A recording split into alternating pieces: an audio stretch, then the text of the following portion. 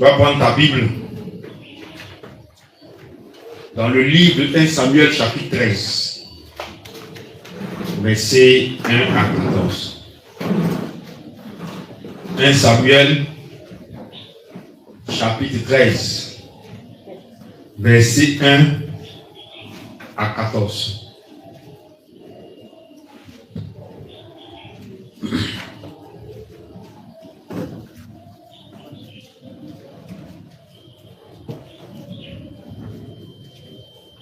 « 1 Samuel chapitre 13, versets 1 à 14.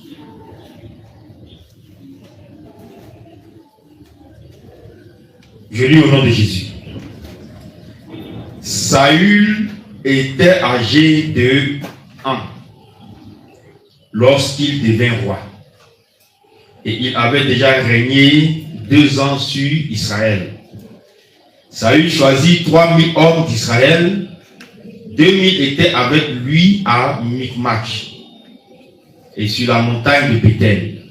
Et 1000 étaient avec Jonathan à Gibéa de Benjamin. Il renvoya le reste du peuple chacun à sa tente. Jonathan bâtit le poste des Philistins qui était à Geba. Et les Philistins l'apprirent. Saül fit sonner la trompette dans tout le pays en disant: que les Hébreux écoutent. Tout Israël entendit que l'on disait: Saül a bâti le poste des Philistins. Et Israël se rend au Dieu aux Philistins. Et le peuple fut convoqué auprès de Saül à Gilgal. Les Philistins s'assemblèrent pour combattre Israël. Ils avaient 1000 chars et 600 000 cavaliers. Et ce peuple était innombrable comme le sable qui est sur le bord de la mer. Il vint camper à Michmash, à l'orient de Beth-Aven. Les hommes d'Israël se virent à l'extrémité, car ils étaient serrés de près et ils se cachaient dans les cavernes, dans les buissons, dans les rochers, dans les tours et dans les citernes.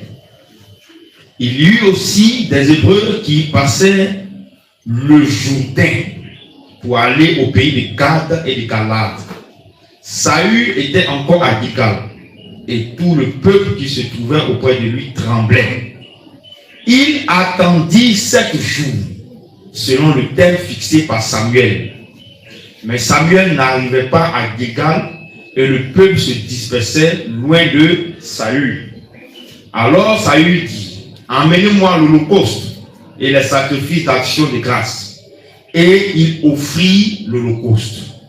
Comme il achevait d'offrir l'holocauste, voici Samuel arriva et Saül sortit au devant de lui pour le saluer. Samuel dit: qu'as-tu fait? Saül répondit: lorsque j'ai vu que le peuple se dispersait loin de moi, que tu n'arrivais pas au terme fixé et que les Philistins étaient rassemblés à Michmash, je me suis dit: les Philistins vont descendre contre moi à Gilgal et je n'ai pas imploré l'Éternel. C'est alors que je me suis fait violence et que j'ai offert l'holocauste. Samuel dit à Saül: tu as agi en insensé. Tu n'as pas observé le commandement de l'Éternel ton Dieu, que l'Éternel ton Dieu t'avait donné. L'Éternel aurait affermi pour toujours ton règne sur Israël. Et maintenant ton règne ne durera point. L'Éternel s'est choisi un homme selon son cœur. Et l'Éternel l'a destiné à être le chef de son peuple. Parce que tu n'as pas observé ce que l'Éternel t'avait commandé. Je reprends le verset 13 à 14. Samuel dit à Saül: tu as agi en insensé. Tu n'as pas observé le commandement que l'Éternel ton Dieu t'avait donné. L'Éternel aurait affermi pour toujours ton règne sur Israël. Et maintenant, ton règne ne durera point. L'Éternel s'est choisi un homme selon son cœur. Et l'Éternel l'a destiné à être le chef de son peuple, parce que tu n'as pas observé ce que l'Éternel t'avait commandé. Amen. Amen. On va prendre Galates 5, 22.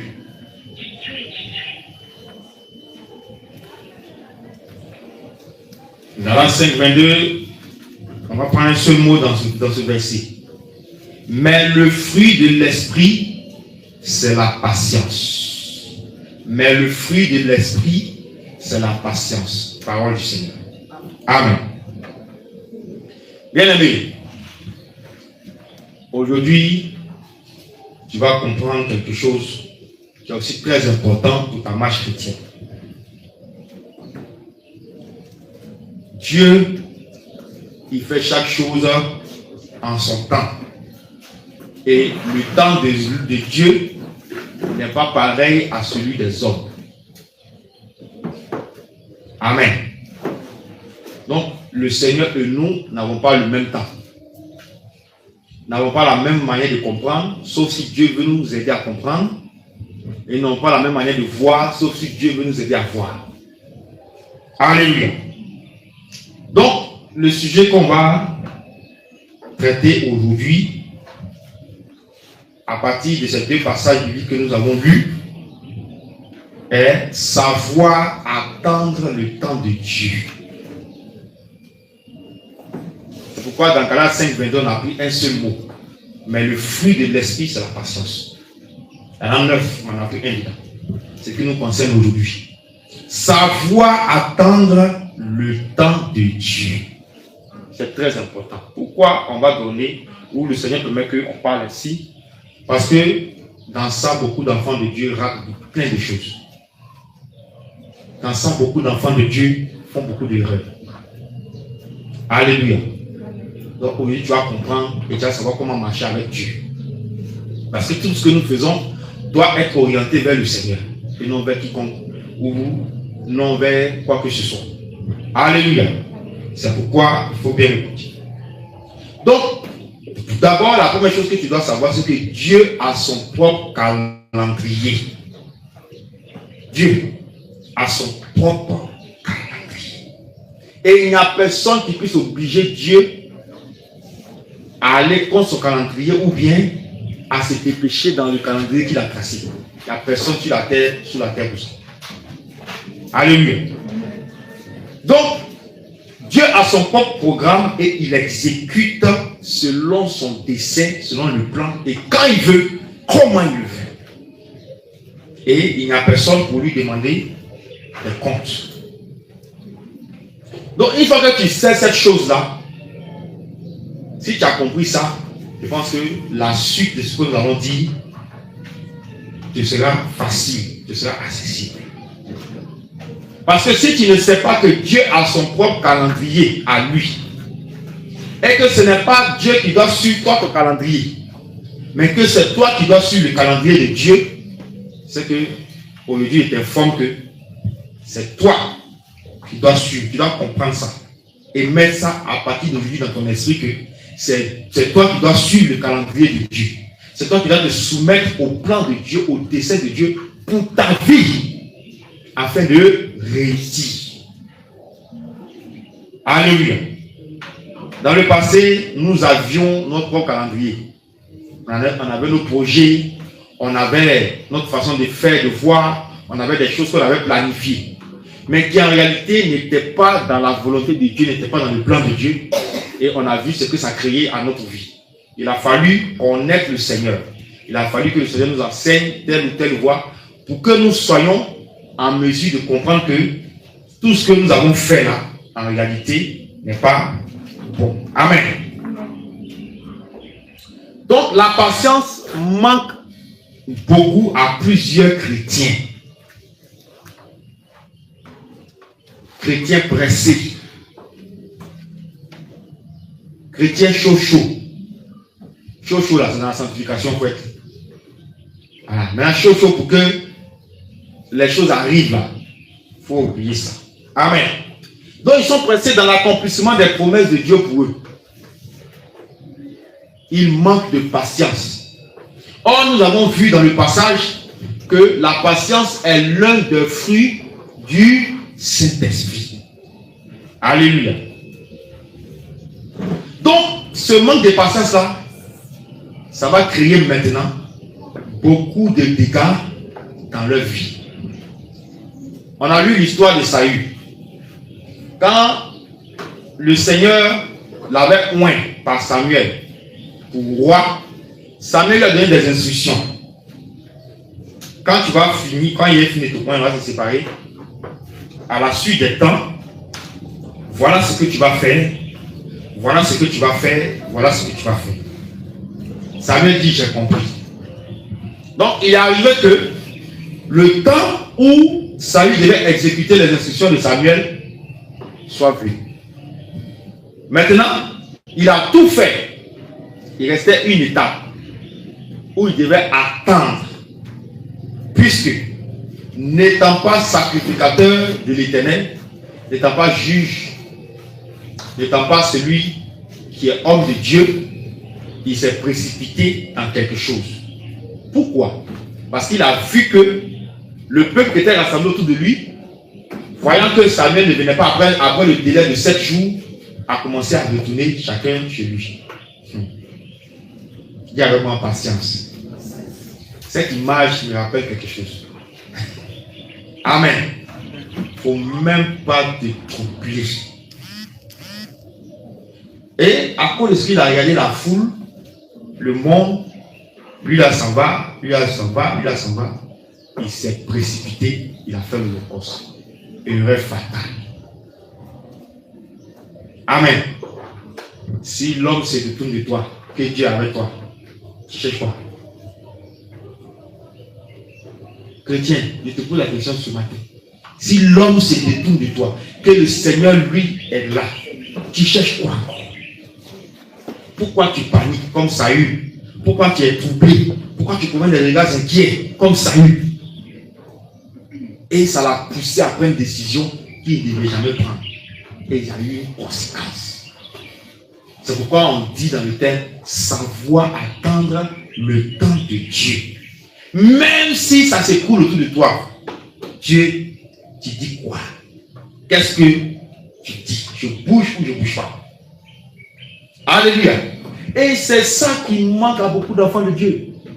On va voir beaucoup de choses. Et ça crée des dégâts.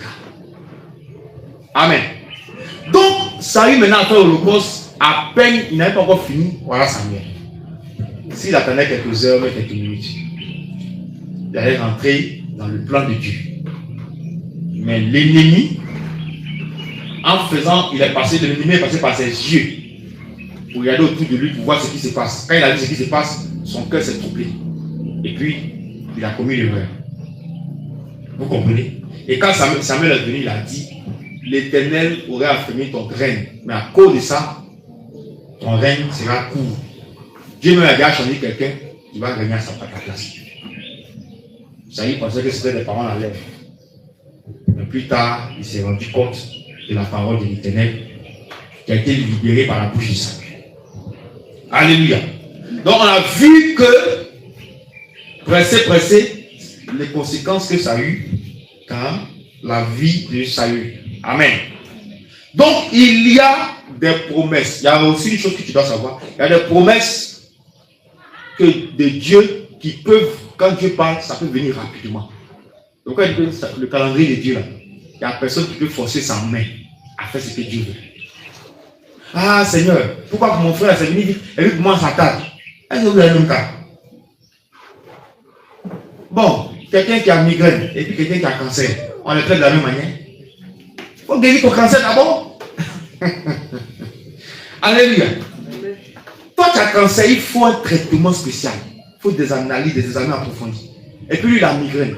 Petit paracétamol, ça se calme, un peu de sommeil, c'est bon. Mais toi tu as cancer. Et puis tu dis, pourquoi pour lui là c'est guéri rapidement, pour toi ça va guérir. Vous voyez? C'est comme ça beaucoup de chrétiens se plaignent devant Dieu. Et ça c'est dans la prière, ils disent ça. Hein? Maintenant quand il devient trop paresseux, maintenant il a, puis il parle de sa bouche, il est seul, puis il parle seul maintenant. Ah Dieu, ma promesse là, ma chose là, depuis là, hein, je ne comprends pas. Hein? C'est plus.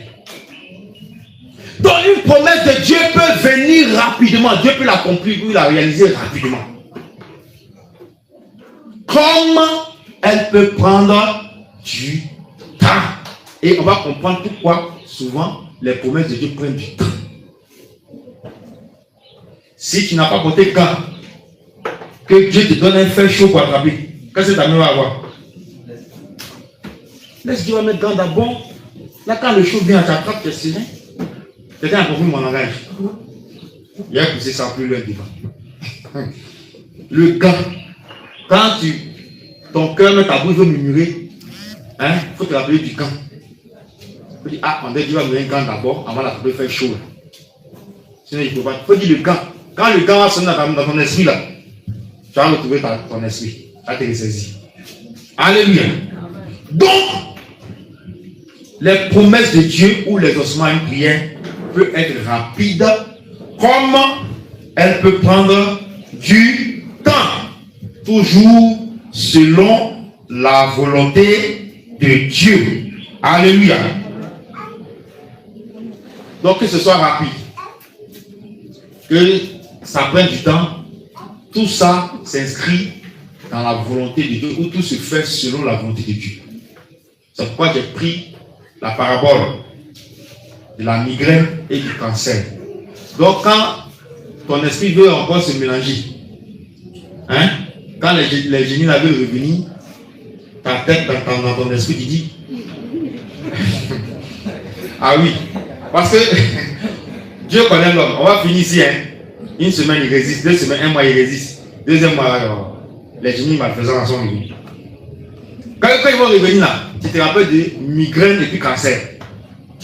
Ça sonne en même temps migraine, cancer. Ah, pour moi c'est cancer, donc Dieu prend le temps de régler. Alléluia. Ça va t'éviter de pécher dans ta bouche. Pardon. On a assez de problèmes pour venir ajouter sur toi encore.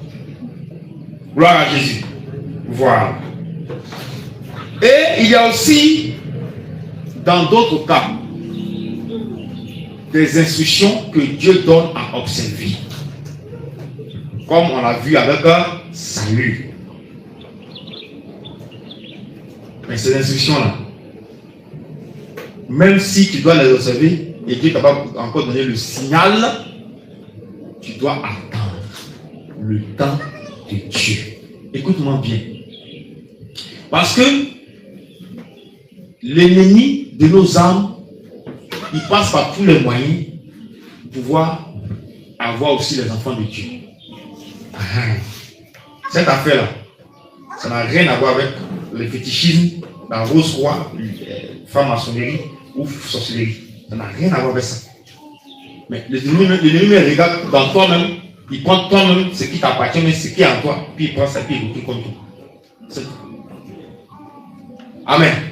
C'est ça qu'il fait. Donc le combat, là, c'est à tous les niveaux. Gloire à Jésus. Donc s'il arrive que Dieu te donne une instruction et que Dieu ne se manifeste pas, il faut attendre la manifestation de Dieu.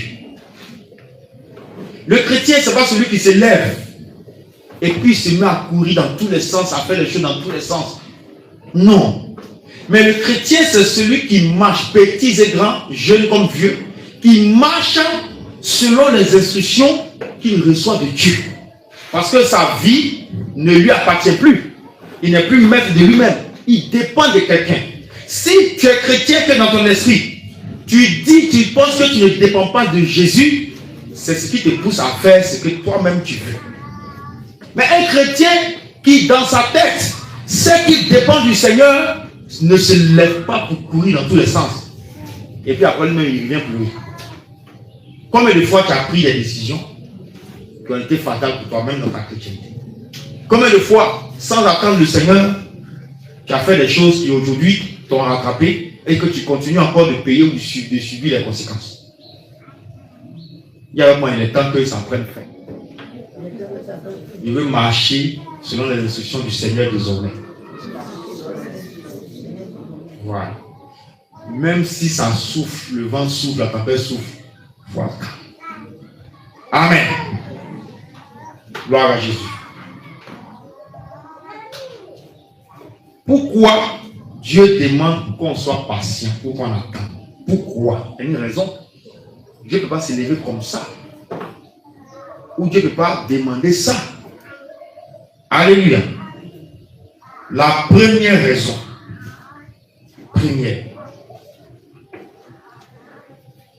C'est parce que, on a posé une question, pourquoi?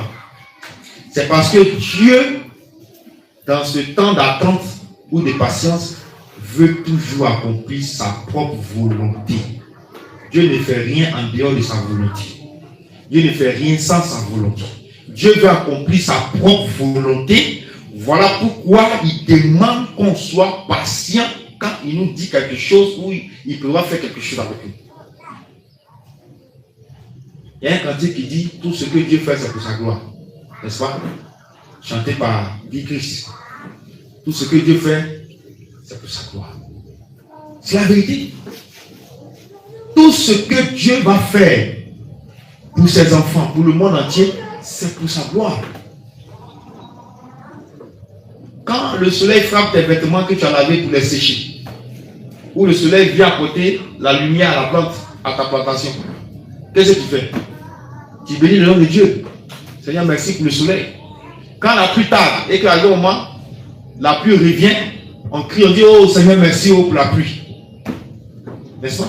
Mais la pluie a été créée pour donner gloire à Dieu, pour que tu donnes gloire à Dieu. Donc tout ce que Dieu fait, c'est pour sa gloire. Amen. Donc la première raison, Dieu veut toujours accomplir sa volonté. Donc tout ce que Dieu va décider pour toi, là, tout ce que Dieu va faire pour toi, il faut dire que c'est sa volonté, c'est pas sa volonté, et pour sa volonté qu'il permet ça ou qu'il arrive à le faire. Alléluia. Deuxième raison, Dieu demande qu'on soit patient pour éviter à ses enfants de commettre des erreurs comme Saül.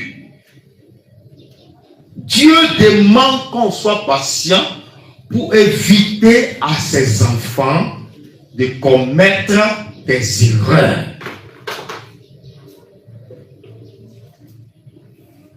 Parce que qui connaît les choses cachées mieux que Dieu? Ou qui connaît l'avenir? Si on nous pose la question ici, nous tous, qu'est-ce qui va se passer dans une minute? Personne ne sera dit. Ou quel geste va faire telle personne dans une minute? Personne ne sera dit. Il faut que la minute arrive, que la personne accomplisse le geste que tes yeux voient. Sinon tu ne peux pas voir dans l'avenir. C'est Dieu qui connaît. Donc Dieu, il sait que sur le chemin que tu prends devant là-bas, quelque chose peut t'arriver. Donc il te donne une instruction pour que tu évites cette erreur, pour que tu évites ce danger. Ça c'est la deuxième raison.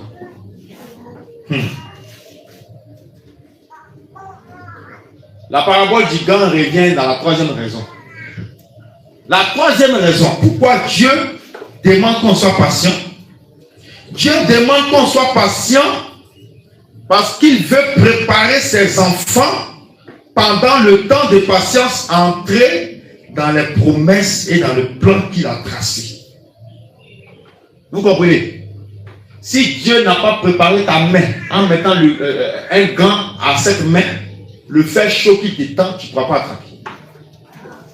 Vous voyez maintenant la parole du gant. Donc c'est l'une des raisons. Quand Dieu tarde à faire quelque chose dans ta vie, quand Dieu tarde à accomplir une promesse, quand Dieu tarde à laisser une prière, ce temps-là, si tu persévères, Dieu est en train de te préparer à entrer dans cette promesse-là. C'est-à-dire que pendant que la promesse, pendant qu'elle est en route, ce qui est parfait, Dieu retire, Dieu enlève. Ah bah, il y a un peu de preuve ici, il y a un peu de situation ici. Tout ça contribue à te forger, contribue à te préparer, à te rendre opérationnel, à dire 100%. Et quand tu rentres maintenant pleinement dans la chose, alors cela est utile à tes yeux et tu sais que tu dois glorifier Dieu par rapport à ça. Amen. Dieu te promet des finances. Un exemple. Tu as jeûné peut-être, tu as pris 3 jours de jeûne. Premier jour, Dieu te répondit, mon fils ou ma fille. Voilà, il ne faut pas t'inquiéter. Ce que tu as demandé, j'envoie. Tu descends du jeûne. C'est-à-dire que toi, il n'y a plus jeûne, tu descends. Et puis, dans la même semaine, 3 jours après, finance ça vient. Amen. Tu seras content. C'est pas ça? Tu vas glorifier Dieu. Quand la joie va passer, quand, oh Seigneur, merci, je te rends gloire, va passer, l'argent là. L'argent. les finances. Souvent, c'est pourquoi tu as demandé, même tu ne fais plus. N'est-ce pas? Et tu dilapides ça dans des choses inutiles. Pourquoi? Parce que Dieu n'a pas préparé ton cœur. Dieu t'a pas préparé à savoir utiliser. Et puis savoir que c'est important. Voilà ce que tu dois faire. Alléluia. Souvent, il y a certaines choses dans nos vies, Dieu souffre. A dit que le Seigneur permet à ce que les ennemis souffrent la sécheresse dans les choses. On aime se plaindre. Chrétien, le jour tu apprends à fermer ta bouche, beaucoup de problèmes tu vas éviter. Beaucoup de péchés tu vas éviter. On se plaint. Parce qu'il y a un peu de sécheresse. Mais dans cette sécheresse, dans ce désert-là, Dieu est en train de te préparer. Dieu te donne un enseignement. Chaque épreuve qui arrive aux chrétiens est un enseignement que Dieu veut lui accorder, veut lui transmettre. J'avais l'habitude de dire que, quelle que soit une situation, il y a toujours un avantage dedans. Il suffit de t'asseoir et puis tu vas bien observer. Que la situation soit bonne ou mauvaise, il y a toujours un avantage à tirer. Tu sors avec quelque chose forcé. Ça, je le disais ça à des gens couramment. Ah, vraiment, je ne comprends pas ma vie là, il y a ça toi. Dans ton problème là, il y a la solution. Dieu ne permet pas que quelque chose t'arrive sans qu'il y ait un avantage que tu vas tirer de ça. Tu t'es précipité pour aller te mettre dans la relation. Ils ont mis piment dans tes yeux. Pour jamais c'est comment? Acclame le Seigneur de ta vie. Non, c'est la parole de Dieu là, c'est notre vie là. Hein. C'est la vie qu'on mène. Tu t'es précipité pour aller te mettre dans une relation. Où Dieu t'a pas envoyé. Ils ont mis piment dans tes yeux. Prochainement, c'est comme même si le bon vient, tu fais quoi? Hein? Sauf si toi-même là, déballer. Sauf si toi-même là, vraiment. C'est-à-dire que toi, douleur ne dit rien quoi. Donc toi, tu vas seulement. Tu vas. Mais on t'a fait ça une fois. Mais prochainement, on va déposer les pas. Tu as bien regardé là-bas d'abord, ça n'a pas mis. Voilà. Donc, dans la situation mauvaise que tu as vécue dans cette relation, tu as tiré quelque chose. Tu as eu avantage ou tu n'as pas eu avantage? L'avantage, c'est quoi dans ça? Hein? Oui, c'est quelle leçon? La prudence. Tu as gagné quelque chose, non? Tu n'as rien perdu. Il dit on gagne toujours. Même si c'est noir, tout est noir devant toi, il y a quelque chose dedans qui va prendre. Il faut t'asseoir. Il ne faut pas t'agiter, hein? Et les chrétiens, non, vraiment c'est compliqué. Il va ouvrir. Pourquoi les chrétiens aiment s'agiter comme ça? Les chrétiens, il y a quelque chose, on tremble, on court dans tous les... On tremble sur nous, on tremble quand même, on transpire. Il y a quoi? Il faut te calmer. Chrétien, quelle que soit la situation, il faut te calmer. Ah! Jésus est là, et puis tu es là, tu promets, tu cours dans tous les sens, c'est quoi là? Hein? Apprenons à être calme. Quand Jésus s'est levé dans la barque, il n'a pas dit là, je commande, j'ordonne, toi tempête, arrête-toi, je déclare. Il n'a pas paniqué. Il s'est levé, il dit, abaisse-toi, c'est quoi? Et puis la tempête a disparu. Les gens me disent, ah, même le vent, la tempête obéit à lui là. C'est comme ça. Même si on dit, on va venir te tuer, tu vois les armes devant toi. Il faut rester tranquille. Qui me parle? Hein? Ouais, ça arrive. Il faut changer de comportement. Chrétien, ton Dieu est fort que la mort. Il a vécu. La mort peut être vraiment. Paul, vous pensez qu'il est fou en disant la mort m'inquiète. Nous, on ne veut pas mourir, il dit que lui, il veut partir. Il est pressé même. Vous pensez qu'il est fou? Mais il est rempli de l'esprit de Dieu. Mais si tes génies malfaisants sont là, même petit couteau, tu vas pousser sur toi. Alléluia. Parce que les génies malfaisants ont habité ton corps. Or, si tu es rempli du Saint-Esprit, ah, vous-même, vous êtes en train de m'aider. Vous voyez, sur la tête, il y a la souffrance. Vous abrégez même mes souffrances, et m'avez comme ça. Et même les bouillons, on dit, est-ce qu'il n'est pas fou? Ou bien il n'est pas folle? Comment on va abréger sa souffrance? On veut la faire souffrir et puis elle dit qu'on va abréger sa souffrance. Vous ne comprenez pas? On va décapiter pour les vies, il tenait ma tête même. Pendant qu'il donne sa tête, il voit le ciel s'ouvrir.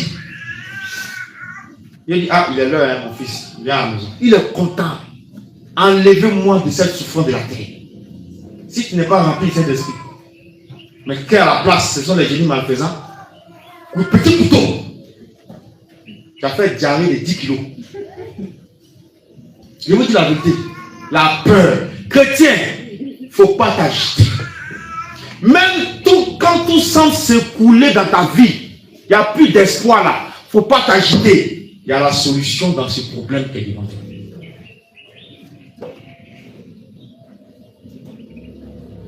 Tout en regardant à Jésus.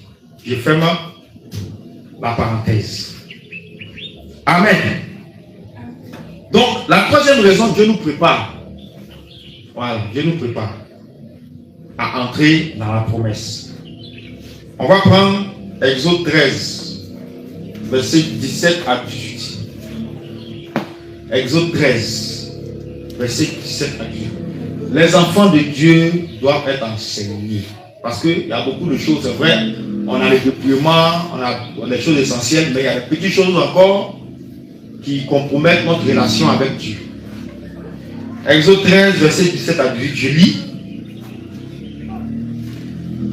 Lorsque Pharaon laissa aller le peuple, Dieu ne les conduisit point par le chemin du pays des Philistins, quoique le plus proche. Quand Dieu dit, le peuple pourrait se repentir en voyant la guerre et retourner en Égypte. Forcément, ils vont rentrer sur le territoire des Philistins.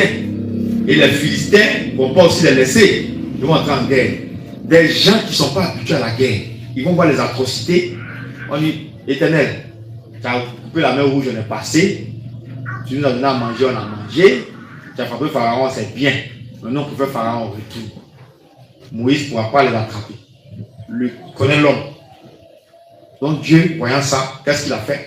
Mais Dieu fit faire au peuple un détour par le chemin du désert. Le désert représente quoi?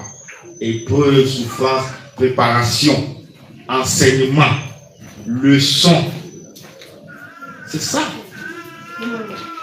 Donc le mot désert ici est spirituel. Pour dire l'épreuve par laquelle on doit passer afin d'être forgé et préparé pour faire quoi? Pour entrer dans la promesse de Dieu. Donc, il avait passé par le chemin du désert vers la mer Rouge. Les enfants d'Israël montaient en armes hors du pays d'Égypte. Vous voyez, il y a un chemin direct par les Philistins pour rentrer à Canaan. Dieu dit non. Il quitte Égypte. Il frappe Pharaon. Mer Rouge est fendue. Il rentre à Canaan. Mais ils vont m'oublier. Bien que j'ai fait ça, ils vont m'oublier. Il faut que je les forme un peu. Il faut qu'ils sentent que la vie n'est pas facile. Et que les grandes choses ne s'obtiennent pas facilement.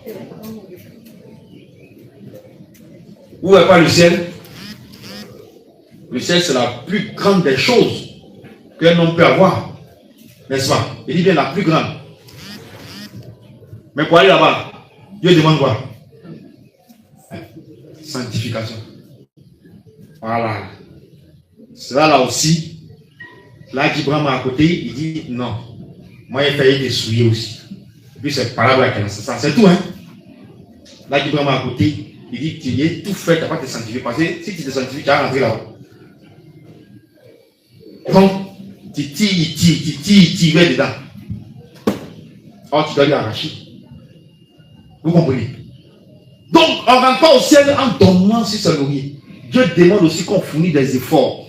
Et la seule effort qu'il réclame, c'est quoi? C'est qu'on conforme notre vie à la parole. Ça dépend de qui? Est-ce que ça dépend de Dieu? Dieu a parlé. Maintenant, ça dépend de nous. Tu veux, tu fais. Tu veux pas, tu vis ta vie, mais tu connais ta destination. C'est tout. Quelqu'un me comprend? Donc, Dieu a vu ça, il dit non, il faut que je prépare ce peuple-là. Et effectivement, Dieu a eu raison.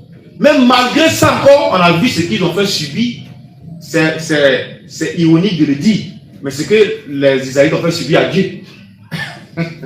Le grand Dieu tout puissant. Qu'on ne peut pas toucher, mais eux, ils ont fait mal à Dieu. Moïse me dit, je ne comprends plus. Seigneur, si tu ne viens pas m'aider, ce peuple ne peut pas le conduire. Ou même, il faut prendre mon âme, et puis moi aussi, il m'avait. Moïse, il a reculé.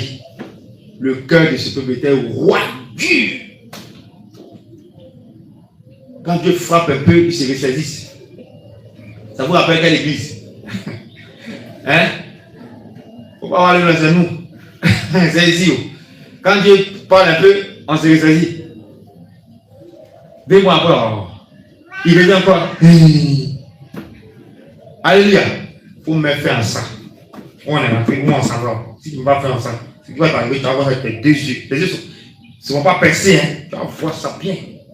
Alléluia. Donc, Dieu les a préparés dans le désert, les a formés, les a forgés.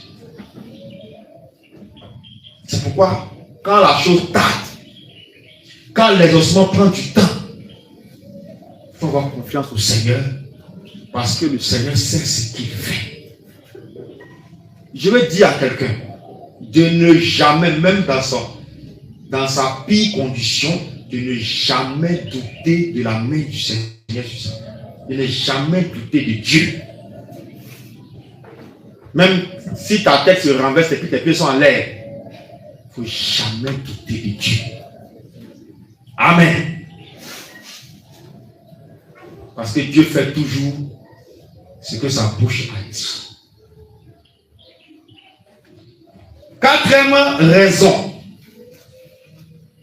4e raison pour laquelle Dieu demande qu'on soit patient. Dieu teste par la patience, par l'obéissance et la fidélité. Pardon, Dieu teste notre patience, notre obéissance et notre fidélité à lui. Pendant qu'on attend la réalisation de ce qu'il a promis. S'il n'y a pas de temps, comment Dieu va savoir que, mon fils là, il est patient. Ma fille là, elle est patiente. Elle est obéissante, elle est fidèle malgré tout. Je lui ai parlé de ça, mais ça a pris du temps. Mais elle ne m'a pas abandonné, il ne m'a pas abandonné. Il est resté ou elle est restée fidèle à ma voix. Comment Dieu va savoir ça? Donc c'est un test, c'est une mise à l'épreuve. Une mise à l'épreuve pour voir si tu es patient, si tu es fidèle, et si tu vas continuer à obéir malgré que tu n'as pas encore eu ce que tu as demandé. Ça fait mal de voir des gens qui disent, comme Dieu ne va pas exaucer, moi il ne fait plus rien. Puis il a assis. Pourquoi? C'est pas comme ça que ça va se faire. Mais il faut continuer à croire en Dieu et il faut continuer à persévérer dans la prière. Dieu va exaucer. Amen. Il peut arriver à tant qu'être humain, ayant des sentiments, ayant un cœur, peut-être sur le coup, tu as pris un peu, mais dans les minutes, tu suis ressaisi, toi, et puis répondre les humains. Ça peut arriver. Dieu n'exclut pas ça. Il espère que souvent, peut-être il y a l'abattement qui saisit ton âme un peu, mais dans les minutes qui suivent là, tu te ressaisis, tu te relèves, tu continues. Sinon, quelqu'un qui va dire, quand il y a épreuve, il y a situation, et puis, peut-être en lui n'est pas un peu abattu, mais tu. Est-ce que toi, tu as l'âme que nous on a là, c'est la même chose? C'est la question. Tu n'as pas de démon en chair par hasard. Ou mais tu n'es pas Dieu parce que tu n'es pas Dieu parce que tu connais un seul. Tu n'as pas Dieu. Vous comprenez? Quand tu es être humain, quelle que soit la situation, quel que soit ton degré de foi, il peut avoir aussi l'appartement. Mais quand ça arrive, lève-toi, ressaisis-toi, reprends le chemin. C'est tout ce que Dieu attend de toi. Voilà. On va prendre Jacques 1, verset 1 à 4. Donc, Dieu teste ou met à l'épreuve notre patience notre fidélité, notre obéissance dans l'attente de la réalisation de ses promesses. Voilà. Le Seigneur ne tente pas, il met à l'épreuve. C'est l'autre là qui tente. Amen. Donc, Jacques, chapitre 1, verset 2 à 4. Il dit, mes frères, regardez comme un sujet de joie complète les diverses épreuves auxquelles vous pouvez être exposés. Sachant que l'épreuve de votre foi produit la patience. Mais il faut que la patience accomplisse parfaitement son œuvre afin que vous soyez parfaits et accomplis sans rien, sans faillir en rien. On dit afin que vous soyez parfaits et quoi? Accomplis sans faillir en rien. Et ça, c'est l'épreuve de la patience qui permet ça. Et quand c'est comme ça, tes fondements sont solides. Tes pieds sont solides. Donc voici la quatrième raison. Dieu nous met à l'épreuve. Elle dit qu'elle m'aime. Il dit qu'il m'aime. Je vais voir. Si c'est à cause de ce que je suis capable de lui donner, il m'aime, ou bien si son amour est vrai sans rien. Et puis Dieu me met au désert de venir. Et puis il te regarde. Tu t'agites de la main, et puis là-bas, il dit, oh, elle fait quoi comme ça? Il fait quoi comme ça? Il se rit de toi. Il dit, ah. Donc, il dit qu'il m'aime là. C'est ça. C'est parce qu'il est capable de lui donner ça. C'est pourquoi il m'aime. Parce que son visage a changé. Hein. Plein font ça. Il faut arrêter. Dieu t'a déjà donné le souffle de vie, la santé. Tu lui dois déjà tout. Bon, je prends, il laisse santé, vie. La croix. La pointe de peut-être 10 cm, 15 cm, tu peux supporter. Hein? Le jour tu vas supporter la croix, c'est que j'ai fait un avec le Seigneur. Amen. Vous comprenez? Donc il ne te doit rien. C'est toi qui lui dois. Il a crédit sur toi. 15 cm, on ne t'a pas encore chicoté. Hein? On a mis épine sur ta tête. Pointe seulement. Peut-être d'autres, sur la croix, on aurait eu des choses hein, qui allaient couler. Pleine croix. Quand il a vu pointe en même temps, c'est fini. Il était découragé de la vie. Dieu a supporté ça pour toi. Donc s'il te donne, ou s'il ne te donne pas, pourquoi tu dois te fâcher pour ça? Ou pourquoi tu dois murmurer contre Dieu pour ça? Amen. La croix déjà met le plus lourd crédit sur ta tête. Pourquoi il parle de ça? Il t'a racheté. Tu as acheté portable. Tu dis Dieu là ça appelle et puis portable a dit non. Il m'a dit Facebook. Toi le portable lui tient. Tu dis bon, il va écrire un message. Portable dit non, il a puis la lune torche.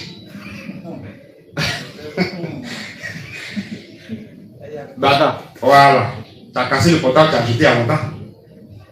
Ou même tu as fui de ta maison, c'est quel portable ça? Est-ce que vous comprenez? Mais toi, tu es portable, Dieu a acheté le portable là. Il dit, je vais lancer appel. Tu dis non. Il m'a dit sur WhatsApp. C'est ce que tu fais, hein? Ta rébellion, ton comportement là, c'est ça. Est-ce que vous comprenez? Donc, quand il nous a racheté, on dépend de lui. Ce qu'il veut, là où il veut nous envoyer, ce qu'il veut faire avec nous. On se soumet, on obéit simplement. Seigneur, il sert ta discipline, tu fais ce que tu veux. C'est tout. Gloire à Jésus. Donc, l'épreuve, la Bible dit d'être patient. Au verset 12, il dit, heureux l'homme qui supporte patiemment la tentation. Car après avoir été éprouvé, il recevra la couronne de vie que le Seigneur a promise à ceux qui l'aiment. Donc, la couronne de vie ici, comme tu n'es pas encore mort pour aller chez le Seigneur, la couronne de vie ici représente quoi? Les promesses de Dieu, l'accomplissement, ou même les ossements des prières de Dieu. Quand tu as fini de supporter, dans la patience, l'épreuve. Quand tu as été fidèle, dans l'épreuve. Quand tu as été obéissant, dans l'épreuve. Il y avait plein d'exemples tout à l'heure. Je prends le contraire maintenant. Tu as fait 120 jours de jeûne, c'est depuis 3 jours. Tu as demandé financement. Je prends, c'est un exemple, il y a d'autres sujets. Financement. Et puis, après les 120 jours, une année après, mais toujours tu es en train de prier pour ça. Et puis financement la vie. Entre nous, j'ai su que tu vas réagir comme la première personne qui a eu ça en quelques jours. Ah. Une femme stérile qui cherche enfant. Et puis Dieu lui donne un. Bon, la manière dont celle qui a 10, qui a 13, qui a 20, quand l'autre va faire, puis elle va le frapper, c'est pas comme ça. Celle qui a tourné pendant des années, qui a eu un. Regardez Sarah. Elle dit, il ne veut même pas voir Aga ici. Hein. J'ai fait mon enfant, il ne veut pas voir Aga ici. Avec Ismaël. Il faut la chasser. Il ne veut pas se coucher de mon enfant. J'imagine même dans sa vieillesse qu'on veut prendre. Hey, doucement. C'est mon fils. Pourquoi? Parce que elle a attendu longtemps. Donc, le cadeau que Dieu lui a donné, c'est précieux. Vous imaginez, après on va lui dire, Dieu m'a dit d'aller sacrifier l'enfant. La terre où ils sont là-bas va rester tranquille. Mais c'est un tremblement de terre, c'est le séisme. L'ouragan destructeur. Aucune paix dans la maison, tout est mélangé. Quoi? Mon seul fils, dans ma vieillesse. Vous comprenez? Parce que ça a du prix à ses yeux. Donc c'est pour ça que quand Dieu prend du temps pour t'accorder quelque chose et que tu as été patient à la suite de ça, ça sera précieux. Qui va rentrer au ciel et puis on met couronne de vie sur sa tête, on lui donne la robe blanche et puis il va dire oh. Qui va là? Déjà même quand tu vois le portail même là, oh, on vient même déjà rentrer. La joie te prend. Est-ce que vous comprenez? Pourquoi? Parce que tu as souffert sur la terre. Tu as subi beaucoup de choses pour le Seigneur.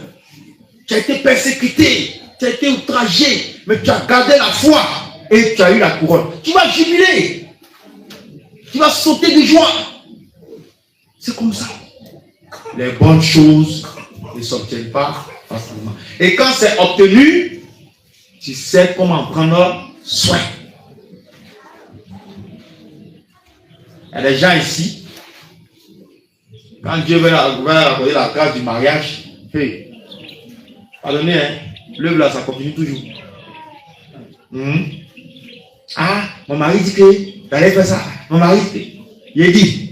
En tout cas, il vient, on s'assoit à parler d'abord. Ouais, il est venu trouver. Si Dieu n'avait pas entretenu, n'avait pas arrangé bien, il n'avait pas dit qu'il va prendre. Alléluia. Vous pouvez essayer vos visages, mais il dit la vérité. Il sait ce qui nous attend devant. Donc il veut couper la route en même temps. Voilà. Mon mari dit que, directement, la promesse a pris du temps. Donc il faut prendre soin du mari. Il n'a pas encore fini de parler même. Tout est déjà propre. Tu veux quoi? L'œuvre de Dieu, hein? Vous appartenez au Seigneur d'abord. Donc quand ça va arriver là, si on dit paix, lui-même il est dedans aussi. Sinon, Amen. Donc les désirs du mari sont des ordres. Et vous allez voir le changement de certaines servantes de Dieu, certaines femmes. Changement, comportement de... Changement de comportement, il doit dire comportement de changement. Changement de comportement. Elle dit que tu sens que ça a changé. Après voir la promesse qui a pris du temps. Donc ça devient quoi? De l'or. Il dit c'est ce qui va se passer devant. Ça j'en ai dit aujourd'hui. Donc dès maintenant, demandez au Seigneur de vous donner la force. Parce que ça en ce moment, on va se mettre là. Alléluia. On dit tu es motivé, zélé, tu es levé. Le mari vient demain ou la femme vient demain. Elle peut te sentir. Ah non. Ah non. Tu appartiens d'abord au Seigneur. Alléluia. Alléluia. La déclaration ne peut pas déjà répondre. Amen. Voilà, c'est ce qu'il y a vrai, il dit. Donc, c'est ça. C'est un exemple que j'ai pris pour montrer que quand Dieu tarde à t'offrir quelque chose de précieux, le jour ça vient, tu prends grand soin de ça.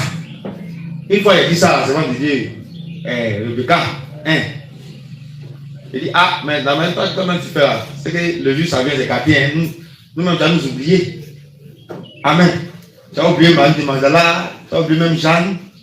Et puis tout est concentré sur lui. Ah non, ça c'est jeune prière. Désactiver sa vie vite. Elle va oublier, non? Alléluia. Rebecca 2, elle dit oublier, toi-même. Amen. Amen. Voilà, juste pour la titiller un peu. Amen. Donc, la patience dans l'épreuve. Nous avons aussi la 5e raison. Pourquoi Dieu demande qu'on soit patient? La 5e raison. C'est quoi? C'est que Dieu veut nous faire éviter les pièges et les ruses de l'ennemi. Parce que quand ça tarde, l'ennemi a tendance à proposer pour lui. Si tu es trop pressé, tu prends. Alléluia. Si tu es trop pressé, tu prends. Donc Dieu veut nous faire éviter les pièges et les ruses de l'ennemi en nous demandant d'attendre. C'est dans ça que Saül est tombé. Hein? Il est tombé dans les pièges de l'ennemi. Il a vu la foule qui le quittait. Il pensait que sa vocation, sa mission ou son appel dépendait de la foule. Pourtant, quand Dieu le vit, le Seigneur le consacrait là, il était seul, il n'avait pas foule. Le jour le Seigneur l'appelait, l'avait choisi, il était seul. Mais pourquoi il a dit la foule même? Saül a fait ça et l'ennemi est rentré dans son cœur. C'est comme ça que la grâce de Dieu lui a été enlevée, le trône lui a été enlevé. Psaume 119, verset 110. Psaume 119, verset 110.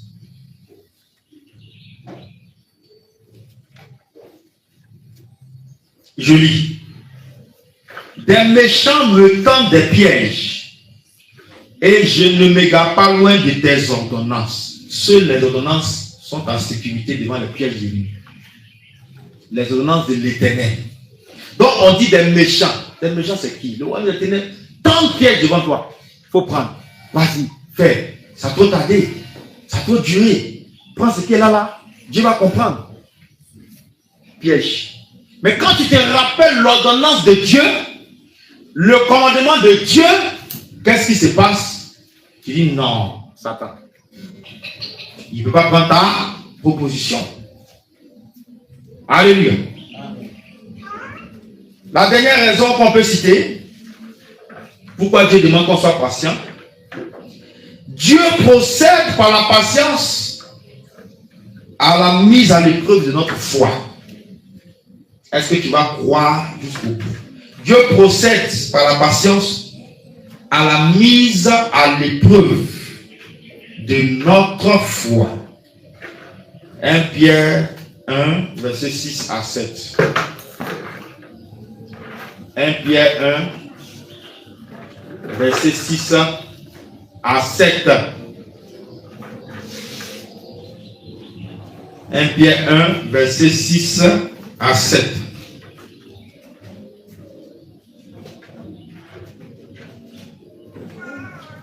C'est là ce qui fait votre joie. Quoique maintenant, puisqu'il le faut, on dit il faut, ça veut dire que c'est obligatoire. Vous soyez attristés pour un peu de temps par diverses épreuves, afin que l'épreuve de votre foi, plus précieuse que l'or périssable, ce qui cependant est éprouvé par le feu, est pour résultat la louange, la gloire et l'honneur lorsque Jésus-Christ apparaîtra. Ça signifie quoi lorsque Jésus-Christ apparaîtra? Lorsque la promesse viendra, lorsque la prière sera exaucée. Dans un autre contexte, c'est utilisé aussi comme ça.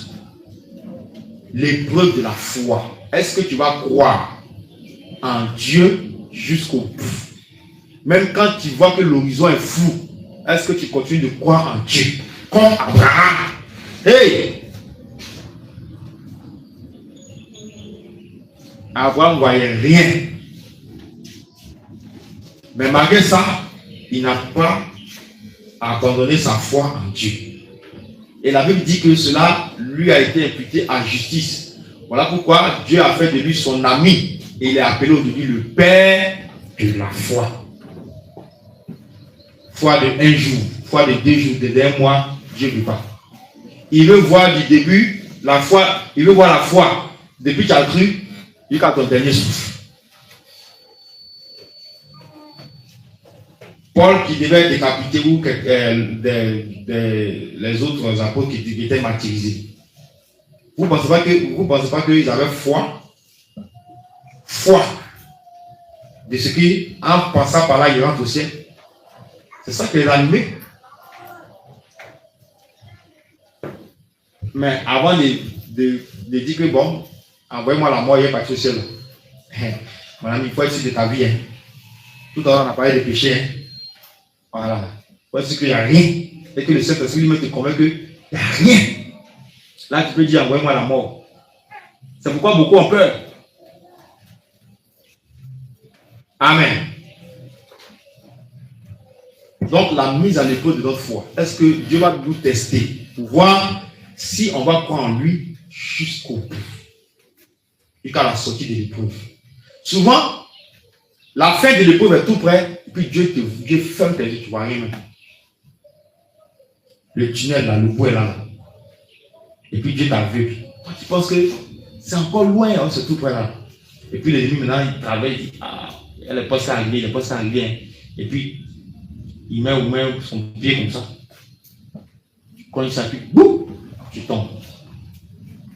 Quand tu tombes, le bout du tunnel se rallonge encore. Ça devant. Vous voyez? C'est pourquoi lutter contre les ruses du malin. Quand ça rallonge encore, ça devant. Ça dit que dans 1 mois, tu vas avoir ce que Dieu t'a promis. Et puis l'ennemi te pousse à pécher. Quand tu tombes, 10 encore. Vous comprenez?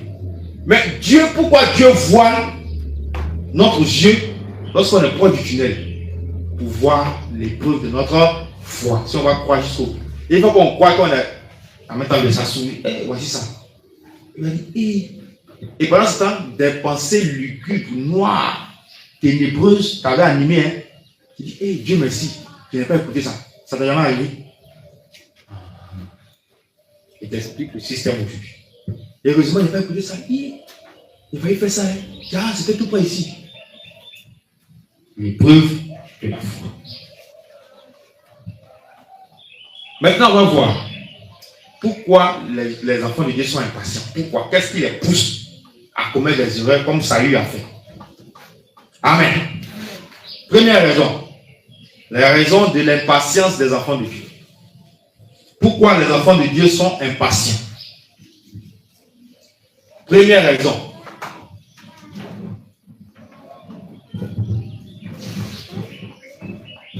Le désir de satisfaire la chair et ses convoitises. Je vais vous expliquer pourquoi. Le désir de satisfaire la chair et ses convoitises. Ça pousse les enfants de Dieu à être impatients. La concurrence, par exemple. Dans ça, il y a la concurrence. Ah, mon frère est marié, ma soeur est mariée, moi depuis là, je ne suis pas encore marié. Donc, le diable maintenant envoie un. Toi maintenant, par ça, comme toi aussi tu veux te marier, ça te pousse à prendre le premier venu ou la première venue. Vous voyez?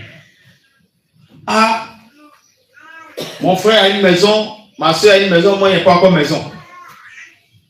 Pourtant Dieu t'a parlé.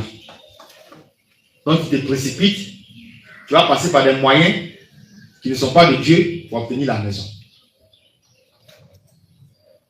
Mon frère a un travail, ma soeur a un travail, moi je suis chômeur.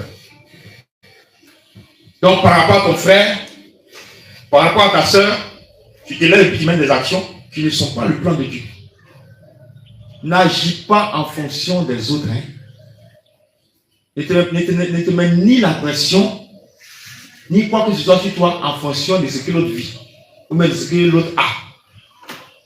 Moi j'ai appris ça à ne même pas vivre en fonction des autres. Il vit en fonction de moi-même. Alléluia.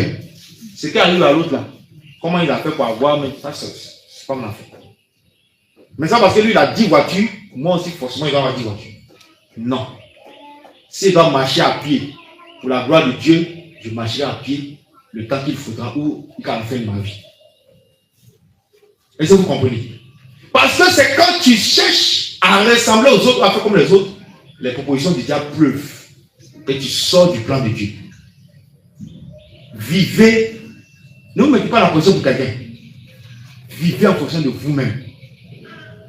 Vivez en fonction de vos capacités. Ce que tu peux, tu fais. Tu ne peux pas. Celui qui peut faire, il fait. Moi, je ne peux pas, il ne peut pas. Parce que tu as déposé, on fait offrande.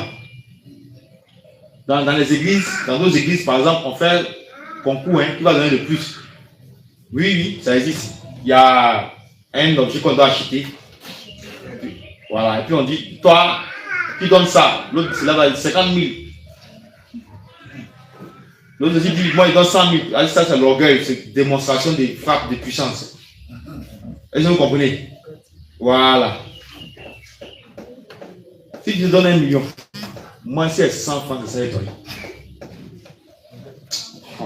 Vous voyez, on se complexe dans des choses pour rien. Ça vient changer la tête pour rien. C'est pour quoi? Il faut avoir 10 000 chaussures. Moi, il y a 3. Il y a porter. Il y a 1. Je vais porter. Ne vous complexez pas. Vivez. Non, sérieux. La vie chrétienne est tellement simple. Vivez. Ne vous mettez pas la pression sur quelqu'un. Ah, le frère là, il est marié. Mais il est marié, il est marié. Il est marié. Moi, depuis, il n'est pas marié. C'est quoi? Là, ma voisine, là, ils ont beaucoup d'enfants, hein. Oh, mais il n'y a pas un.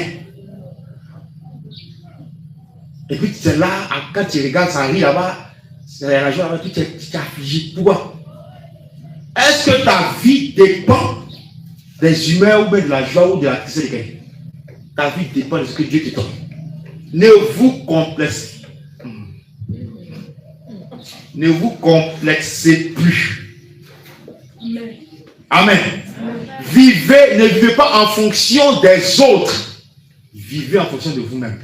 C'est le regard qui a tué Saül. Quand il a vu les gens partir, il a paniqué, il allait faire n'importe quoi. Ça l'a conduit dans ça.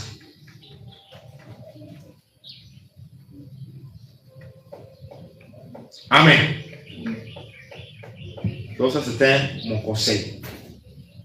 Le m'as-tu vu? C'est ça qu'il parlait. Ça pousse des gens à être patient. Mon frère a un téléphone. Le téléphone à la main sur moi, tu dois voir ça. Est-ce que vous comprenez?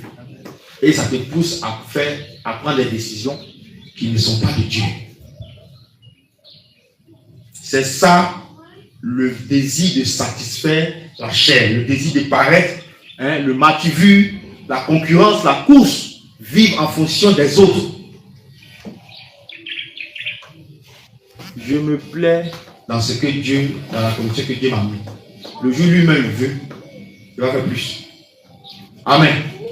Et j'ai la paix du cœur, j'ai la paix dans la tête. Ça me suffit. Alléluia. L'autre, il mange caviar, il mange mouton. Toi, c'est côte de bœuf, pas de porc. Mais attendez, quand vous voulez, lui, il mange ça. Il mange son quoi là? Caviar. Toi, tu manges quoi de porc? Vous n'êtes pas rassasié. Il rote, tu ne rotes pas. Quand il va dans le lieu secret, tu ne vas pas aussi là-bas. Lui, avec sa dégage qui est plus que pour toi. Alléluia. Tu t'embrouilles pourquoi? Tu as compensé, c'est pourquoi? C'est pourquoi? Est-ce que tu as faim? Est-ce que tu es nu? Tu dois dehors.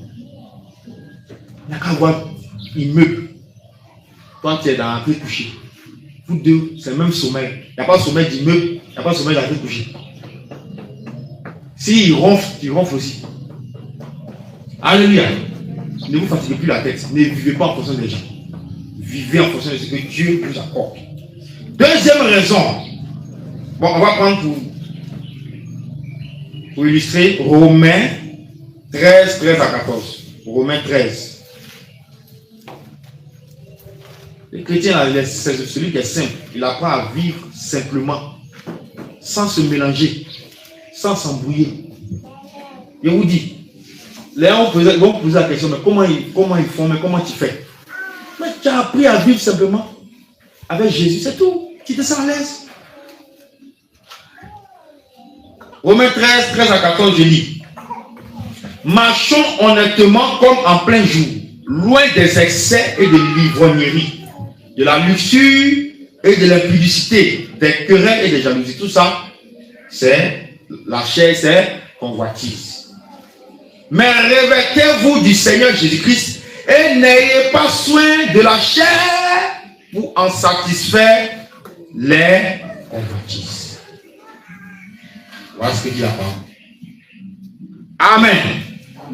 Amen. J'espère que tu me suis. Hein? J'espère que tu me suis.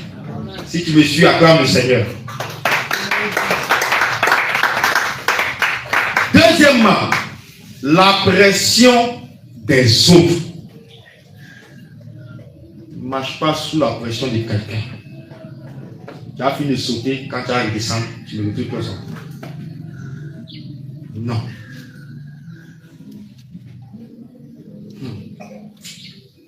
Et bien le Seigneur qui nous a préparé depuis le début de notre conversion à beaucoup de choses. Vraiment.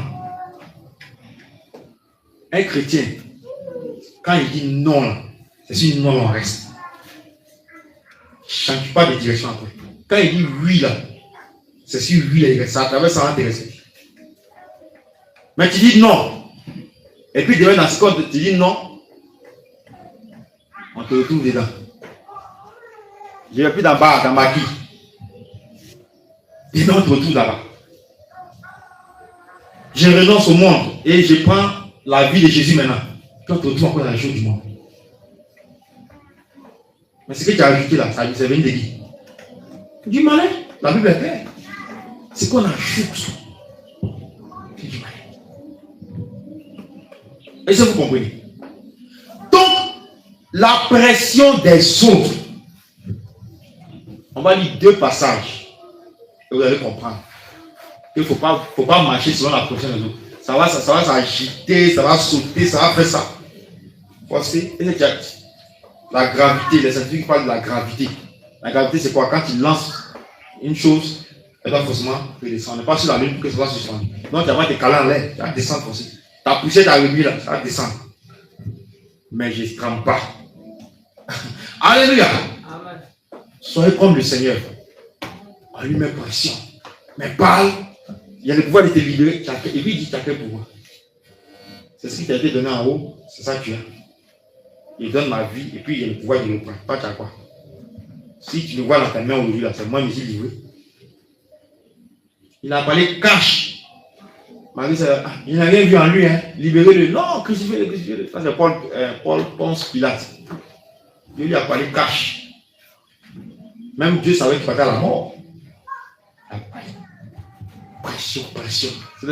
Non, je n'avais pas dit ça. C'est moi enseigné ça. Non, hein. J'ai voulu dire ça. Il va changer pour se sauver. Amen. Que la mort sainte t'arrache les mains de Dieu. Ou t'arrache de la terre. Pas la mort te trouver dans le compromis. Sinon tu vas connaître qui est Dieu. Genèse 16, 1 à 4. Vous allez voir quand quelqu'un écoute beaucoup les gens, se met sous la pression des hommes là, qu'est-ce qui lui arrive? Il y a des cas. Genèse 16, verset 1 à 4. Je lis. Amen. Genèse, c'est le premier livre de la Bible. Je dis, lis la Bible, tu ne lis pas. Tu cherches maintenant. Sarai, femme d'Abraham, ne lui avait point donné d'enfant et elle avait une servante égyptienne nommée Agar. Et Sarai dit à Abraham, voici l'Éternel m'a rendu stérile. Viens, je te prie, vers ma servante, peut-être aurais-je par elle des enfants. Abraham écouta la voix de Sarai. Alors Sarai, femme d'Abraham, prit Agar, l'Égyptienne, sa servante, et la lui donna pour femme à Abraham, son mari. Après qu'Abraham eut habité 10 années dans le pays de Canaan. Il alla vers Agar et elle devait enceinte. Quand elle se vit enceinte, elle regarda sa maîtresse avec mépris. Vous comprenez? Est-ce que Abraham était obligé d'accepter? C'est un enfant, pourquoi on le soulève pour aller dans la chambre? Alléluia. C'est pas un enfant. Vous comprenez? Donc, sous pression de sa femme, voilà l'erreur, le dégât qu'il allait commettre. Et là, Dieu n'a pas parlé, hein. Dieu est resté silencieux. Et la situation, Dieu reste silencieux pour voir comment tu as réagi. Pas qu'il ne voit pas, il voit. Mais il veut savoir comment tu vas t'en sortir là. Est-ce que vous comprenez? Ce n'est pas tout silence de Dieu qui est oubli. Dieu ne t'a pas oublié. Mais comment tu vas t'en sortir? Bon, un enfant que tu veux faire marcher, qui apprend à se lever, il se lève. Est-ce que tu vas bien encore prendre son pied, faire marcher comme ça? Tu le laisses pour voir comment il va réagir. C'est comme ça avec Dieu. Gloire à Jésus. Amen. Donc Abraham n'était pas obligé de subir cette pression et d'aller commettre ce qu'on appelle l'irréparable. Il pouvait refuser. C'est comme ça aussi que des gens vont te mettre pression. Fais, va, fais. Le regard des gens. L'opinion des gens. Quand ton opinion compte, crois sur ma vie. Face à ce que Dieu pense. Toi, tu es qui? Tu es comment? Alléluia. Ah, moi dans ma tête c'est comme ça. Ta bouche, ton opinion, ta pensée, ta manière de voir, je m'en fous de ça. Dieu, qu'est-ce qu'il pense de moi? C'est ça qui est important. Marchez comme ça, il vous donne le conseil. Alléluia. Parce qu'en voulant écouter l'opinion des gens ou la bouche des gens, tu vas vouloir maintenant faire quoi? Modifier ta trajectoire pour plaire ou pour se conformer à ce qu'il veut. C'est Dieu qui doit nous transformer. Ce ne sont pas les hommes qui vont changer notre trajectoire. Amen. Donc, c'est que la pression que les gens vont mettre, ils vont faire, ça n'engage que. Moi, je me réfère à ce que Dieu dit. C'est tout. Toi, il faut te référer à ce que Dieu dit. C'est tout. Amen. Donc la pression des gens peut être une raison qui pousse les enfants de Dieu à s'impatienter de la promesse de Dieu. Sinon Dieu a promis enfant à Abraham, Dieu n'a pas dit donne pas. Dieu n'a jamais descendu pour dire Abraham, ce que tu avais promis là, je ne te donne plus. Dieu n'a pas fait ça. Dieu dit je vais faire de toi une nation, une grande nation. Mais la femme de Abraham lui a mis la pression, il l'a poussé dans les bras d'une étrangère. Et ça crée ce que ça crée. On a parlé de l'un en scène. Toi-même, tu lui as donné ton mari. Ce qui t'appartient, tu allais partager. Elle est tombée enceinte dedans. Et puis maintenant, elle te regarde avec le prix. Si c'était encore une voiture, ça t'a loupé. Ça t'a loupé.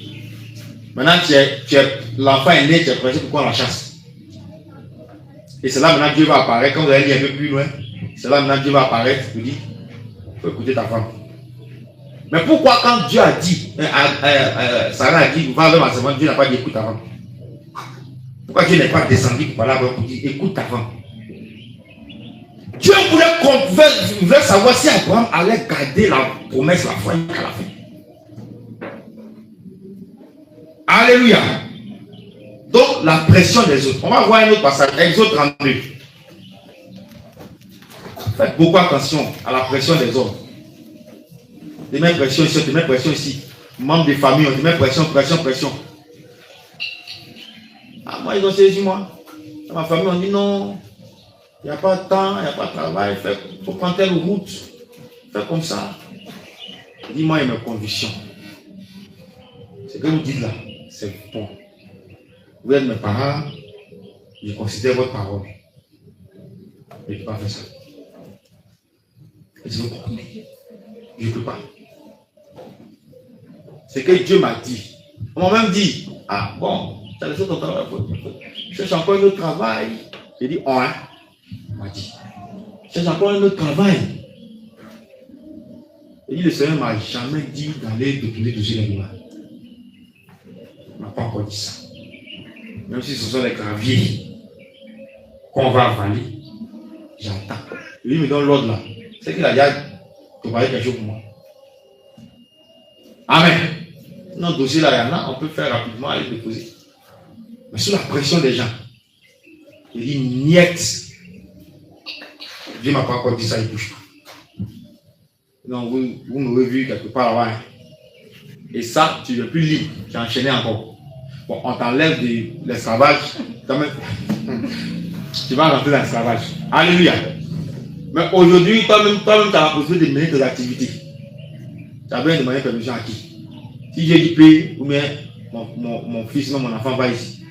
Tu as besoin de permission. J'ai l'honneur de demander permission. Tu as demandé 3 jours, besoin 1. Moi, j'ai suivi ça. Est-ce que vous comprenez? On m'a mis position, non, comment c'est compliqué, c'est dur, est-ce que tu n'as pas cherché de travail? J'ai dit, il ne va pas faire ça. Dieu ne m'a pas encore dit. Et c'est comme ça. Un jour, il y a une école, je n'ai pas encore fini ce qu'il devait faire là, m'appeler. On dit non, de venir achever. Maintenant, il appelle ceux qui m'ont dit, va.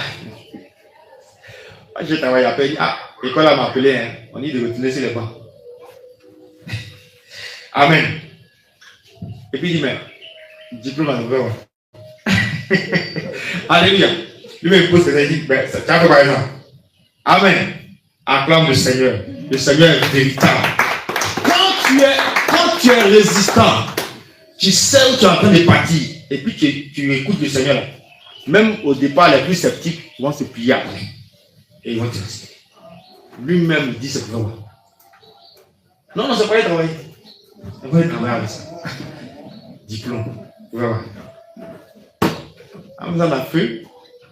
Là, des années plus tard, même là. Même c'est les gens qui ont utilisé ça. Il était ici. Il était une fois. C'est fini. Ça, ça ne va pas au ciel. C'est important que sur la terre. Mais on est allé pour que Dieu nous donne les idées pour nous-mêmes créer. Voilà. Et c'est ce que nous sommes en train de faire. Donc, la pression des gens, parents va te mettre pression. Ne va pas dans 5 doctrines. Il ne faut pas te dépouiller. Vous avez subi ça, non? Vous n'avez pas subi ça. C'est que toi, ta famille a été légère avec toi. Hein?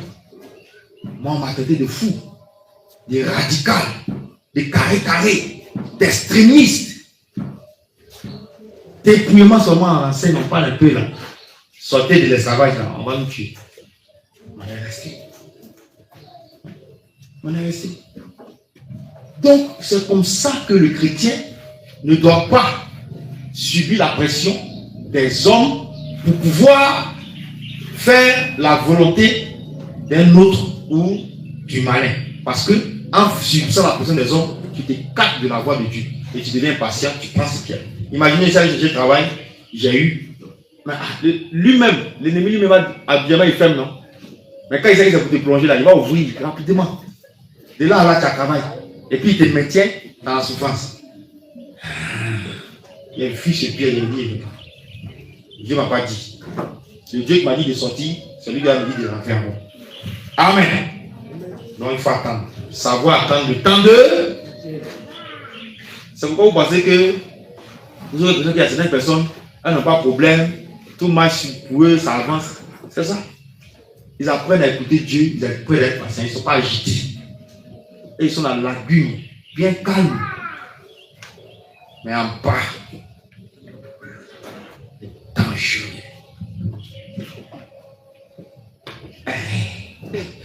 C'est ça. Ne vous agitez pas, laissez Dieu vous conduire. Exode 32, 1 à 4. Lisons. Aujourd'hui, quand tu as sorti de l'enseignement ça, en tout cas, tu auras une autre manière de voir, une autre manière de marcher. Et toi-même, quand tu vas appliquer ça, tu vas voir qu'il y a plein de choses qui vont t'arriver d'extraordinaire, plein de choses qui vont changer dans ta vie. Vous voyez, de longtemps, cette pensée-là, tu as été trop esclave de ça. Dieu veut te délivrer aujourd'hui. 1 à 4, je dis. Le peuple, voyant que Moïse tardait à descendre de la montagne, s'assembla autour d'Aaron et lui dit, allons, fais-nous un Dieu qui marche devant nous. Quand ce Moïse, cet homme qui nous a fait sortir du pays d'Égypte, nous ne savons ce qui est lui. Vous voyez, Moïse allait faire 40 jours sur la montagne. Le peuple est là, il n'y a pas Moïse, il n'y a rien, on est là, bon, on se regarde, qu'est-ce qui se passe? Des éternels impatients. Ça, c'est Israël. Ils ont fait délégation, ça les fait Aaron. Aaron, c'est ton frère, hein? C'est lui qui nous a amenés ici. On ne sait plus s'il est mort, s'il est vivant. Nous, on a besoin d'un Dieu. Fais-nous un Dieu d'or, en fonte. Il faut nous faire. Lui la parle, lui la vieille parle, plusieurs bouches. On dit, hey, d'accord, donc, envoyez vos ornements, envoyez votre or, pardon, vos bracelets, envoyez tout ça. Mince. Sous la pression, Aaron a commis le rêve. Est-ce qu'il était obligé d'accepter? Même si le peuple pensait le lapider, il pouvait mourir de Dieu. Il n'est pas obligé d'accepter ça. Donc souvent la bouche des gens, pression des gens, va te pousser à commettre des fautes. Ne tombe pas dans ce piège. C'est l'une des raisons de l'impatience des enfants de Dieu. Ah, depuis là, tu ne te maries pas. Il y a quoi? C'est Dieu. Pour avoir créé l'homme ou même la femme pour envoyer c'est Dieu. Tu t'es marié avec quoi? Je ne me suis pas marié, je suis mort, je suis mort.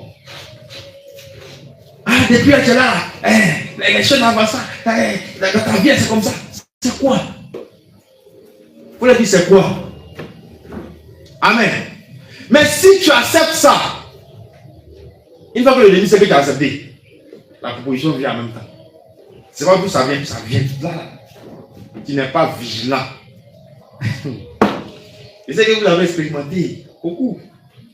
Pression des gens. Quand il finit de dire ça là, tu dis j'ai compris.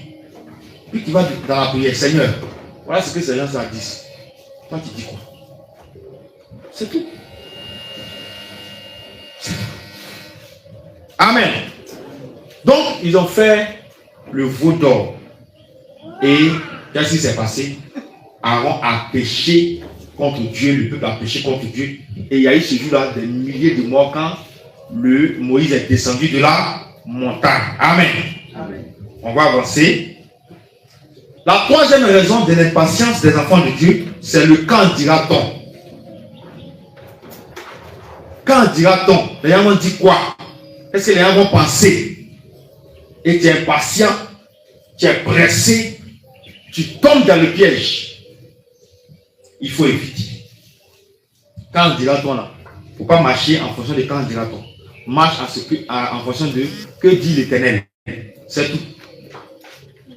Alléluia. Que dit l'Éternel? On va prendre Psaume 37. Psaume 37, le verset 7. Psaume 37, le verset 7. Que dit la parole? Je lis au nom de Jésus. Garde le silence devant l'Éternel et espère en lui.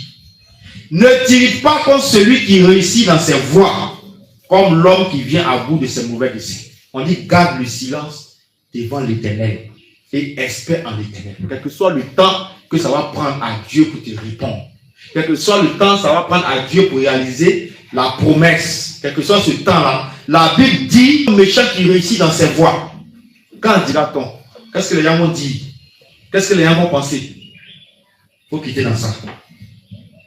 Quatrième raison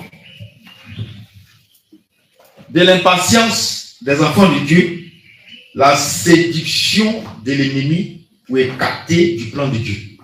La séduction de l'ennemi pour écarter du plan de Dieu. L'ennemi va venir te séduire pour que tu n'accomplisses plus la volonté de Dieu, pour que tu ne sois plus dans le plan de Dieu, mais pour que tu suives lui-même ses plans. Il va te détourner du chemin. Et il y a un exemple palpable dans la Bible, dans le livre de Matthieu chapitre 4, verset 1 à 11. Amen. Vous allez voir ici, on parle de la tentation du Seigneur. Amen. Le diable a proposé trois choses. Il n'a qu'à, dans un premier temps, comme il a faim, il s'appuie sur la chair, transformer les cailloux en pain. Parce qu'il a le pouvoir. Si c'était nous autres, on a cette table appartenant à bon Dieu me défier. Voyez ça, caillou devient pain. Oui. Les hommes ont fait ça. Démonstration de puissance de fou. C'est moi ici, là, c'est moi. Deuxième chose, il lui a dit de se prosterner. Amen. Adorer le diable, et puis il va lui donner la gloire de ce monde. Bon, imagine Dieu se prosterner devant Satan. Mais le monde serait renversé comme ça. On va marcher la tête en bas. Je vous dis la vérité. Si Dieu avait accepté ça, si le Seigneur avait accepté ça, quelles conséquences allait avoir? C'est-à-dire que nous tous, on allait être serviteurs du diable. Puisque lui-même, qui est censé nous délivrer, s'est prosterné aussi. Troisièmement, il a envoyé sur le haut du temple de Jérusalem. C'est très haut, hein?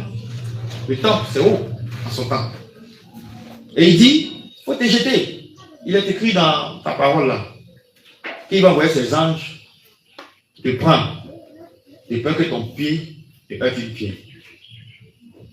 Et il dit, mais il a aussi écrit, tu n'as pas tenté Dieu. Pourquoi tenter Dieu?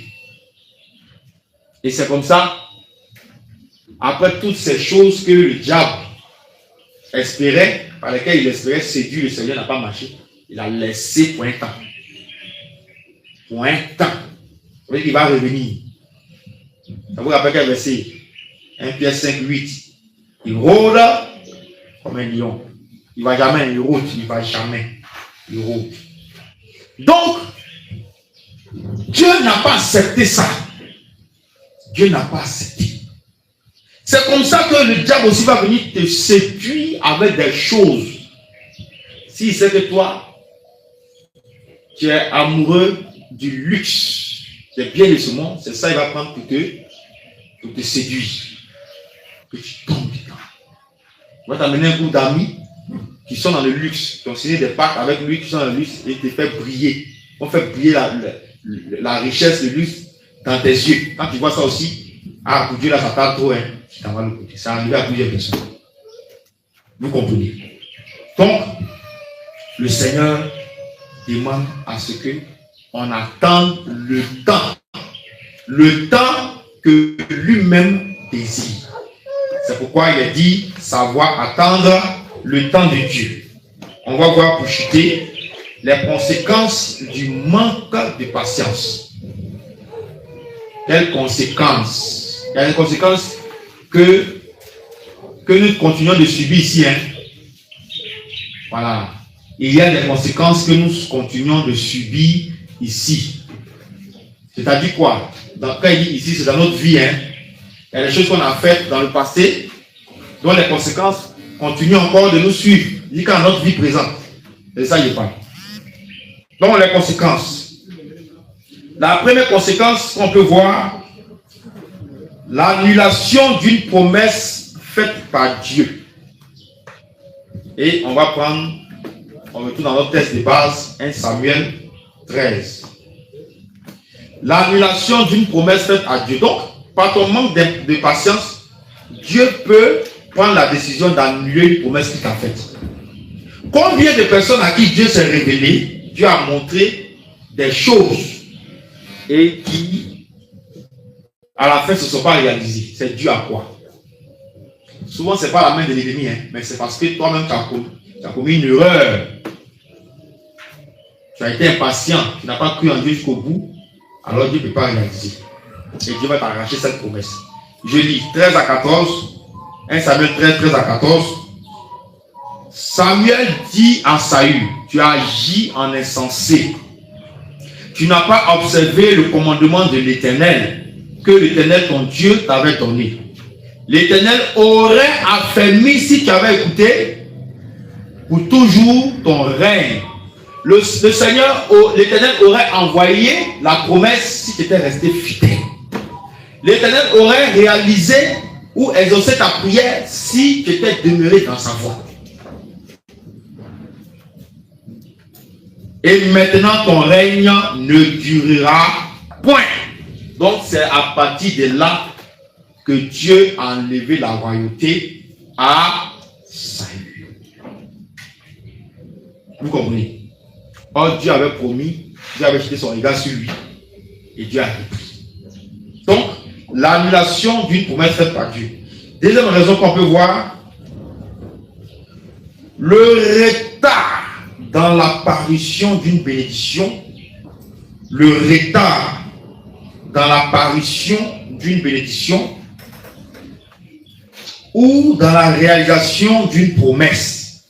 Le retard dans l'apparition d'une bénédiction ou dans la réalisation d'une promesse. Je voudrais que tu sois concentré jusqu'à la fin. Le retard dans l'apparition d'une bénédiction ou dans la réalisation d'une promesse. On va prendre Nombre 14, verset 34.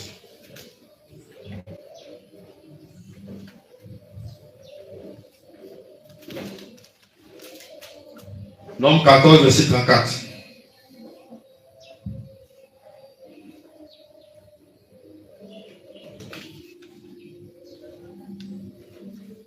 J'ai lu au nom de Jésus. De même que vous avez mis 40 jours à explorer le pays, vous porterez la peine de vos iniquités, 40 années, une année pour chaque jour, et vous saurez ce que c'est que d'être privé de ma présence. Amen. Amen. Israël devait faire un nombre de jours court pour entrer à Canaan. Alléluia. Il devait faire un nombre de jours court pour entrer à Canaan. De 40 jours, il passe maintenant à 40 ans. Pourquoi? Parce que ils n'ont pas été patients, ils n'ont pas cru en l'Éternel comme ils s'étaient fait. Dieu leur a promis une terre, d'autres ont commencé à murmurer devant les épreuves, devant les difficultés. Et Dieu a allongé. Rappelez-vous la parabole du tunnel que j'ai vu tout à l'heure. C'est pas ça? Ça ressemble à ça. 40 jours et puis 40 ans. C'est pas petit, hein? C'est près de la moitié d'une vie. Donc, vous voyez comment le manque de patience, le fait de ne pas attendre le temps de Dieu, de ne pas faire confiance à Dieu jusqu'au bout, peut créer le retard. Si aujourd'hui, la promesse que Dieu t'a faite, personnellement, ne s'est pas encore accomplie, pose-toi beaucoup la question. Souvent, ce n'est pas aussi la main de l'ennemi, c'est Dieu dans sa colère, retarde ça. A repoussé ça depuis des années. Et il a dit que souvent tu peux être au devant du tunnel, tu as quelques centimètres du bout du tunnel, mais Dieu voile tes yeux pour voir si ta foi va demeurer qu'à la fin. Et si tu persévères dedans, tu rentres. Mais tu es au bout du tunnel et puis, par certaines choses, tu te détournes de la voie de Dieu, le tunnel se rallonge encore. 40 jours, c'est devenu 40 ans. Donc faisons attention. Alléluia. C'est l'une des conséquences du manque de patience. Retarder la bénédiction. La troisième, une conséquence du manque de patience, tu n'es pas patient, tu ne sais pas attendre le temps de Dieu, ça te pousse à faire le choix de l'ennemi. Faire le choix de l'ennemi. Et on va lire un livre de 1 Chronique 21. 1 Chronique 21.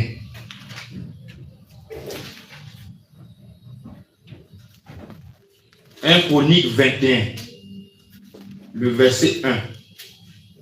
Vous voyez, Dieu t'a rien demandé. Tu te lèves toi-même, tu commences à faire. 1 Chronique 21, verset 1, je lis. Satan se leva contre Israël et il excita David à faire le dénombrement d'Israël. C'est à la suite de ça, Dieu a envoyé 3 fléaux à David. Il dit, il faut choisir. Les ennemis vont te poursuivre pendant, c'est 2 mois. La peste pendant, puis la famine. Choisis un. Donc il a choisi la peste, puisque c'est 3 jours. On dit, beaucoup sont tombés. Le peuple, beaucoup sont morts. Vous comprenez? On dit, toi, ta deuxième sentence, tes ennemis vont te poursuivre pendant 2 mois. Tu fuis devant eux seulement. Est-ce que vous comprenez? Satan a excité son cœur. Il l'a poussé à faire ce que Dieu lui a pas demandé. Donc, fais le choix de l'ennemi. Il faut toujours attendre le temps de Dieu. Amen. Voici les quelques conséquences qu'on peut voir. Bien aimé, pour finir, le livre de Galates 5, 22 nous dit, mais le fruit de l'esprit, c'est la patience. Or, quand on te dit de savoir attendre le temps de Dieu, c'est quoi? C'est la patience. Beaucoup ne sont pas patients. Et tout ce qu'ils subissent dans leur vie, que Dieu n'a pas programmé, Dieu n'a pas prévu, ça est arrivé à cause d'eux-mêmes. Il faut savoir attendre le temps de Dieu. Il faut savoir attendre la promesse de Dieu. Quelles que soient les propositions, quel que soit ce qu'on te promet, quel que soit ce qu'on te donne, ce qu'on fait miroiter devant toi. Il faut attendre. Si Dieu t'a dit quelque chose de pas, il faut te bloquer dessus jusqu'à la fin. Alléluia. J'espère que cet enseignement va t'aider à ne plus faire d'erreur. Alléluia. Mais à demeurer ou à changer de posture et à savoir attendre le temps de Dieu. Si tu manques de patience, demande à Dieu de t'accorder la patience. Un chrétien, c'est celui qui est patient, qui ne s'agite pas, qui ne se précipite pas, et qui demeure calme et qui affronte la situation avec le Seigneur au devant et selon que le Seigneur a tracé. Tu vas te tenir debout. On va prier dans ce sens.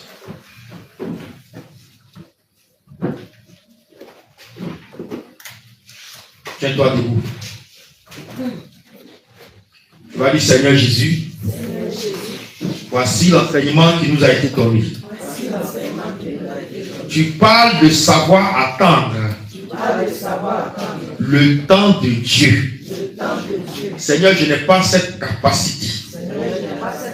La patience, qui est l'un des fruits de l'esprit, me manque abondamment. Seigneur, viens me soutenir dans ma foi. Et que la patience remplisse mon cœur. Que je sois un chrétien patient qui attend la réalisation de tes promesses, qui attend l'exaucement de la prière. Éternel des armées, à partir de cet instant, que je ne me précipite plus dans les choses et que j'attende le temps que tu as tracé, que j'attende ton intervention. Éternel des armées, retire de mon cœur la précipitation, retire de ma chair la précipitation, retire de moi la précipitation, retire de moi l'agitation, mais donne-moi d'être calme, donne-moi une sérénité devant l'adversité, quelle que soit la situation, que je demeure serein, que je demeure calme et que je demeure dans la patience en attendant ton temps. Seigneur Jésus, accorde-moi la patience. Viens semer ce fruit dans mon cœur, ce fruit du Saint-Esprit. Viens le semer dans mon cœur. Viens semer la patience dans mon cœur. Au nom de Jésus.